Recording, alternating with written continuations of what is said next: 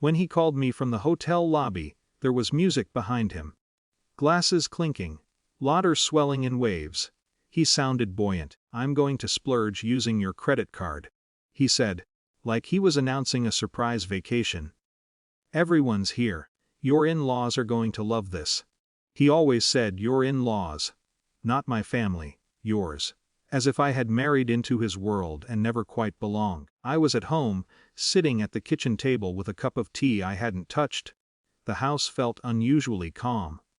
"That won't work," I said. He laughed. "Relax. It's just one night." "I know," I replied. And I did. This wasn't the first time he had tested a boundary. It had started in small ways. Rounding up shared expenses in his favor, borrowing from our joint savings without mentioning it, insisting that money flows better when one person handles it. He liked the language of control, but softened it with charm. What he didn't realize was that I had stopped arguing months ago. Arguing hadn't worked. Numbers had. After the third unexplained charge on our account last year, I met with the bank alone. I didn't freeze everything. I didn't threaten divorce. I simply shifted the architecture. The platinum card he liked to flash at dinners became a secondary card linked to a monitored account. Large transactions required direct authorization from the primary holder, me. A quiet safeguard, no confrontation. Just structure. He never noticed. He liked appearances more than statements. That night at the hotel, I imagined him standing in a tailored jacket, shaking hands, ordering champagne he hadn't paid for. I pictured the long table of relatives, his brother, his mother, the cousins who already thought I was too serious. I let the image sit. Then my phone buzzed. Not his number this time. The bank emissaries. "Hail." The representative said calmly, "We're seeing an attempted charge exceeding the authorization limit on your platinum account. Can you confirm this purchase?" In the background of the call, I could hear faint commotion. A different tone now. Less celebratory. More strained. I asked for the amount. The number was precise and absurd. "I'm not authorizing it," I said. The representative didn't react. "Understood. The transaction will be declined." That was it. No drama. No lecture. Just a system doing what it was designed to do. A few minutes later, he called again. This time, there was no music. "They're saying the card's locked," he said, his voice thinner. "Can you fix it?" "I could," I answered. Silence. Around him, I heard low murmurs.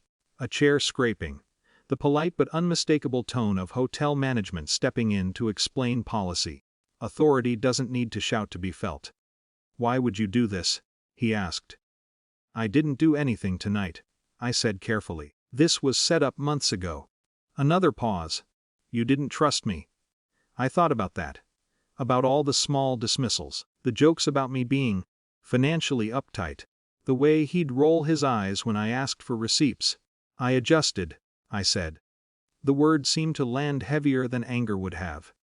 There was movement on his end, a shift in posture I could almost hear. He wasn't yelling, he wasn't apologizing, he was recalculating. "They're asking for another form of payment," he said quietly. I imagined they would. He didn't say goodbye. The line just ended. I didn't rush to the hotel. I didn't call his mother to explain. The situation was public enough without my participation. When you remove yourself from the performance, people notice. Later that night, he came home earlier than planned. No after party. No triumphant storytelling. He didn't slam the door. He didn't accuse me. He walked into the living room and stood there like someone who had misplaced something important, but couldn't name it. They were all watching. He said finally. I looked at him. "Yes," I said. He sat down across from me, not next to me. "You could have told me." "I could have." I agreed. But that would have required him to listen. In the days that followed, there was no dramatic showdown. No shattered plates. Just a subtle reorganization of reality.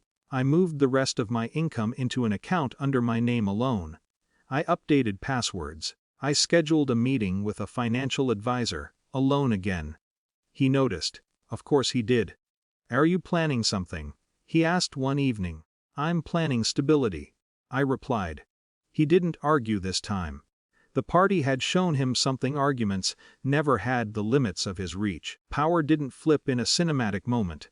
It settled into the room like new furniture. Solid, unmovable. We still shared the house. We still spoke about practical things. But something foundational had shifted. Not because I embarrassed him. Because I stopped cushioning him. I wasn't interested in revenge. The hotel staff had been professional.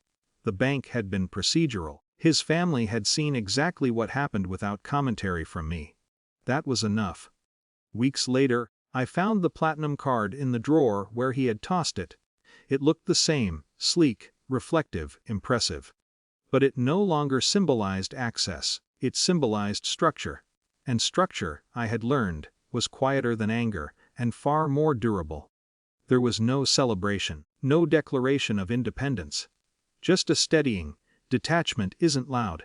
It's administrative. And sometimes, that's the only kind of victory that lasts.